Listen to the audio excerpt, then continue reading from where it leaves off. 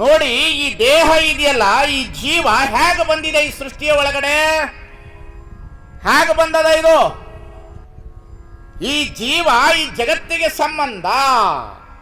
ಈ ಜೀವ ಮತ್ತು ಜಗತ್ತಿಗೆ ಪರಮಾತ್ಮ ಸಂಬಂಧ. ಇದರ ಅರಿವು ಮೊದಲು ನಮಗೆ ಬರಬೇಕು. ಇದರ ಅರಿವು ಬಂತು, ಗೆಲ್ತೀವಿ. BA MBBS ಆದವ್ರು ಗೆಲ್ಲೋದಿಲ್ಲ, BE ಆದವ್ರು ಗೆಲ್ಲೋದಿಲ್ಲ. BE ಆದವರೆಲ್ಲರೂ ಪ್ರತಿದಿನ ಕ್ರೈಮ್ ಸ್ಟೋರ್ನಲ್ಲಿ ನೇಣ ಹಾಕೊಂಡು ಸಾಯಕತ್ತವು. What is life? ಏನು ಜೀವ ಅಂದರೆ? ಏನು ತಿಳ್ಕೊಂಡಿದ್ದೀರಿ ಇದ್ರ ಬಗ್ಗೆ? ಇದ್ರ ಕಿಮ್ಮತ್ತೇನು ಅಂತ ತಿಳ್ಕೊಂಡಿದ್ದೀರಿ? ಯಾರಿಲ್ಲಿ ಬಡವರಿದ್ದೀರಿ ಕೈ ಎತ್ತರಿ, ಬೆಳಿಗ್ಗೆ ಒಂದು 5 ಕೋಟಿ ರೂಪಾಯಿ ಕೊಡ್ತೀನಿ. ಯಾರು ಬಡವರಿದ್ರೆ ಕೈ ಎತ್ತರಿ. ನೀವೇನು ಕೊಡೋದು ಬೇಡ ನನಗೆ, ಒಂದು ಕಣ್ಣು ಒಂದು ಕಿಡ್ನಿ ಕೊಡ್ರೆ 5 ಕೋಟಿ ರೂಪಾಯಿ ಕೊಡ್ತೀನಿ. 5 ಕೋಟಿ ರೂಪಾಯಿ. ಮನುಷ್ಯನಿಗೆ ದೇವರು ಕೊಟ್ಟಿರ್ತಕ್ಕಂಥ ದೊಡ್ಡ ಕೊಡುಗೆ ಅಂದರೆ ದೇಹ. ವೆರಿ ಬ್ಯೂಟಿಫುಲ್ ಇದು. ಈ ದೇಹ ಅತಿ ಅದ್ಭುತವಾಗಿರ್ತಕ್ಕಂಥದ್ದು. ಈ ದೇಹ ದೇವರು ಕೊಟ್ಟಿರುವ ಕೊಡುಗೆ. ಈ ದೇಹ ಎಷ್ಟು ಸುಂದರವಾದ ಕಣ್ಣು, ಎಷ್ಟು ಸುಂದರವಾದ ಕಿವಿ, ಎಷ್ಟು ಸುಂದರವಾದ ನಾಲಿಗೆ, ಎಷ್ಟು ಸುಂದರವಾದಂಥ ಸುವಾಸನೆಯನ್ನು ಗಮನಿಸುವ ಮೂಗುಗಳು, ಸ್ಪರ್ಶ ಜ್ಞಾನ, ಹೃದಯ. ಈ ದೇಹ ಅತಿ ಅದ್ಭುತವಾಗಿರ್ತಕ್ಕಂಥದ್ದು. ಇದು ಜಗತ್ತಿನಲ್ಲಿ ಮನುಷ್ಯರು ತಂದೆ ತಾಯಿಯಿಂದ ಬಂದಿರತಕ್ಕಂಥದ್ದಲ್ಲ, ದೇವರು ಕೊಟ್ಟಿರ್ತಕ್ಕಂಥ ಸೃಷ್ಟಿಯ ಕಿರೀಟ. ಈ ದೇಹ ಸೃಷ್ಟಿಯ ಕಿರೀಟ. ಇದೆ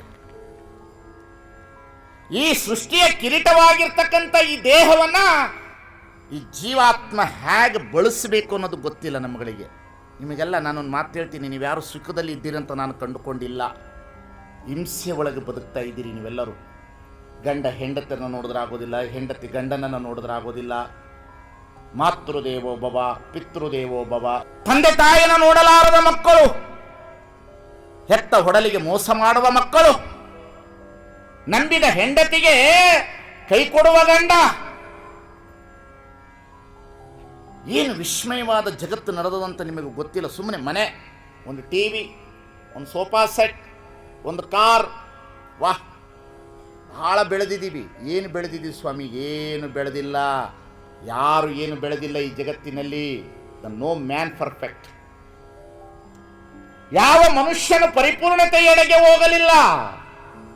ಯಾವ ಮನುಷ್ಯನು ಜೀವಾತ್ಮವಾಗಿ ಪರಿವರ್ತನೆ ಹೊಂದಲಿಲ್ಲ. ಜೀವವಾಗಿ ಉಳಿಯಿತು. ಯಾವಾಗ ಜೀವವಾಗಿ ಉಳಿಯಿತು, ಘರ್ಷಣೆ ಶುರು ಆಯಿತು ಧರ್ಮಗಳಲ್ಲಿ. ನಮಾಜ್ ಮಾಡುವುದು ಜೀವಗಳನ್ನು ಪ್ರೇಮ ಮಾಡುವುದಕ್ಕಾಗಿ ಹೊರತು ಬಂದೂಕು ಹಿಡಿಯುವುದಕ್ಕಾಗಿ ಅಲ್ಲ. ಅರ್ಥ ಬರಬೇಕಾಗಿತ್ತು, ಬರಲಿಲ್ಲ. ಅಲ್ಲಿ ಧರ್ಮದ ಅರ್ಥದ ವ್ಯಾಪ್ತಿ ಸತ್ತೋಯಿತು. ಇಲ್ಲಿ ಲಿಂಗ ಪೂಜೆ ಮಾಡುವುದು ಮುಕ್ತಿಗಾಗಿ ಅಲ್ಲ, ಲಿಂಗದ ಮುಖ ಜಂಗಮ ಹೊರಟೋಯ್ತು. ಅಲ್ಲಿ ಕ್ರಾಸ್ ಹಾಕಿರ್ತಕ್ಕಂಥದ್ದು ಯೇಸುವನ್ನ ತೆಗೆದುಕೊಂಡು ಹೋಗಿ ಶಿಲುಬೆಗೆ ಏರಿಸುವಾಗ ಯೇಸು ಒಂದು ಮಾತನ್ನು ಹೇಳ್ದ, ಓ ನನ್ನ ದೇವರೇ, ಈ ಮಕ್ಕಳು ತಪ್ಪು ಮಾಡುತ್ತಿದ್ದಾರೆ ಅಂತ ಹೇಳಿ ಇವರನ್ನು ಶಿಕ್ಷಿಸಬೇಡ. ಇವರು ತಿಳಿದು ಮಾಡುವವರು, ತಿಳಿಯದೇ ಮಾಡುವವರು. ಇವರಿಗೆ ಅರಿವಿನ ಪ್ರಜ್ಞೆ ಬಂದರೆ ಇವರು ತಿಳಿದುಕೊಳ್ಳುವರು, ಇವರನ್ನು ಕ್ಷಮಿಸು ಅಂತ ಹೇಳ್ದ. ಅದು ಬರಲಿಲ್ಲ. ಅಲ್ಲಿ ಎಲ್ಲೋಯ್ತು ಧರ್ಮ? ಧರ್ಮ ವ್ಯಾಪಾರ ಆಯ್ತಾ? ಧರ್ಮ ಶೋಷಣೆ ಆಯ್ತಾ? ಧರ್ಮ ಪ್ರತಿಷ್ಠತೆ ಆಯ್ತಾ? ಬಸವಣ್ಣ ಬಂದು ಅರಿವು ಗುರು ಅಂದ್ರು, ನಾವೆಲ್ಲರೂ ಅರಿವೇ ಗುರು ಅಂದ್ರು. ನನ್ನ ಬಟ್ಟೆ ಕೈ ಗೊತ್ತಾಯ್ತಾ ಇಲ್ಲ? ಕಣ್ಣು ಸ್ವಲ್ಪ ಚೆನ್ನಾಗಿದ್ದವ್ರು ಗೊತ್ತಾಗ್ತದೆ. ಬಸವಣ್ಣ ಬಂದೇನು ಹೇಳಿದ್ರು? ನಿನ್ನ ಅರಿವು ಗುರು ಅಂದ್ರು. ನಮ್ಮಂತ ಸ್ವಾಮಿಗಳು ಕಾವಿ ಬಟ್ಟೆಯೇ ಗುರು ಅಂದು. ನಾವೆಷ್ಟು ಮೋಸಗಾರರು ಈ ಸಮಾಜದೊಳಗಡೆ.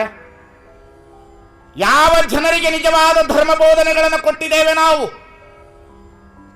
ಧಾರ್ಮಿಕತೆಯ ತಳಹದಿಯ ಮೇಲೆ ಜನರನ್ನು ಶೋಷಣೆ ಮಾಡುವವರು ನಾವು. ಧಾರ್ಮಿಕತೆ ಅಂಧಶ್ರದ್ಧೆಯ ಮೇಲೆ ಜನಗಳನ್ನು ಶೋಷಣೆ ಮಾಡುವವರು ನಾವು.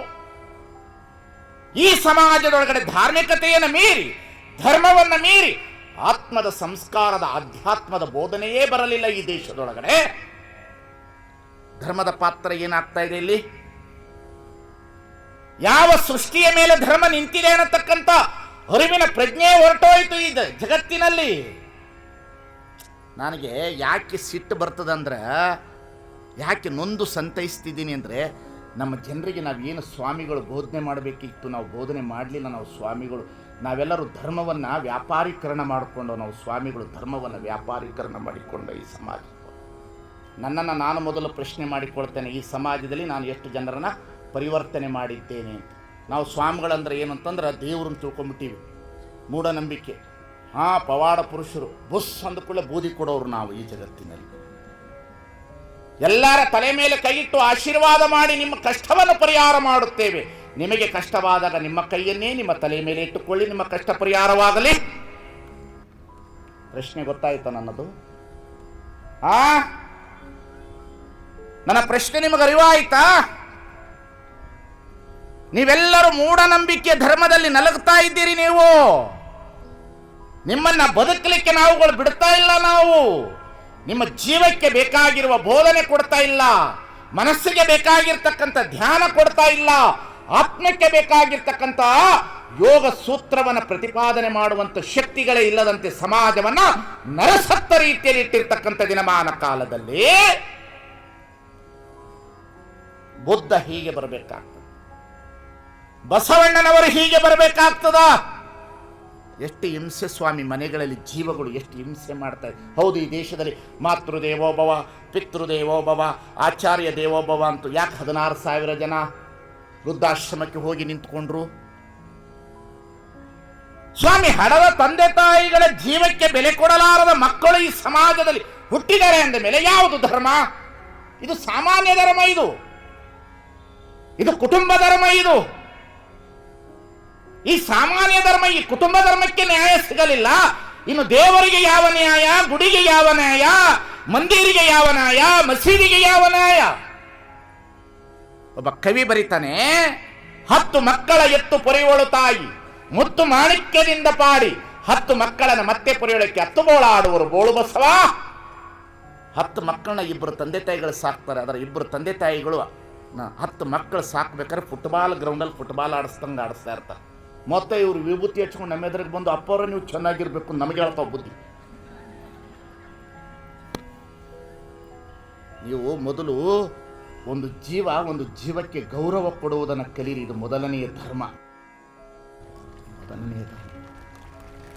ಇದು ಮೊದಲನೆಯ ಧರ್ಮ. ಇದು ಒಂದು ಜೀವ ಇನ್ನೊಂದು ಜೀವಕ್ಕೆ ಗೌರವ ಕೊಡೋದು. ಯಾವ ಜೀವ?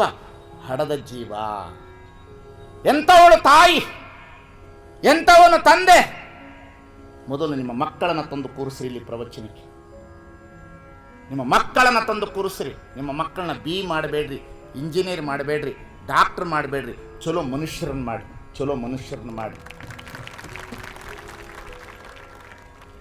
ನನ್ನ ಮಗ ಬಿ ಓದ್ತಾನ್ರಿ. ಎಷ್ಟು ವರ್ಷ ಓದ್ಯಾನ್ರಿ? 15 ವರ್ಷ ಓದ್ಯಾನ್ರಿ. 15 ವರ್ಷಕ್ಕೆ ಎಷ್ಟು ಖರ್ಚು ಮಾಡಿರಿ? 20 ಲಕ್ಷ ರೂಪಾಯಿ ಖರ್ಚು ಮಾಡಿವಿ. ನಿನ್ನ ಮಗ 15 ಲಕ್ಷ ರೂಪಾಯಿ ಖರ್ಚು ಮಾಡಿ 15 ವರ್ಷ 20 ಲಕ್ಷ ಖರ್ಚು ಮಾಡಿ ಓದ್ಯಾನ.